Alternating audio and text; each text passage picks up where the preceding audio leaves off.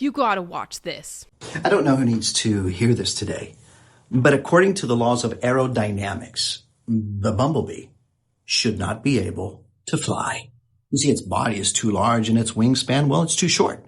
Its proportions, they don't make sense at all. And therefore, for years, scientists have studied it, they have measured it, and they have analyzed the data. On paper, well, the numbers reveal that, in fact, the bumblebee should not be able to fly. And yet, the bumblebee flies. Not gracefully like an eagle or elegantly like a butterfly. It flutters and it strains and it vibrates its wings nearly 200 times per second. It doesn't glide through the air. It actually fights the air. And somehow it manages to rise. I guess the question is why? Well, because the bumblebee doesn't live by the expectation and calculations of the observers. It lives by the design of its creator. And here's what grips me. See, the bumblebee never read the research paper. It never got the memo, and therefore it never internalized the limitation. It simply did what it was created to do, and that is to fly.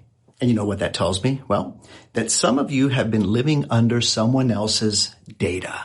Things like, well, they don't have the background. They don't have the education. They don't have the support. They don't have the resources. They've been through too much trauma. They're too young. They're too old. They're too late. On paper, maybe it doesn't make sense. But heaven never asked for your resume. You see, when God calls you, he does not consult your proportions. He does not measure your wingspan. He simply speaks purpose. And when God says rise, all the laws of limitations have to adjust. You see, the bumblebee flies not because the math makes sense, but because the design is divine.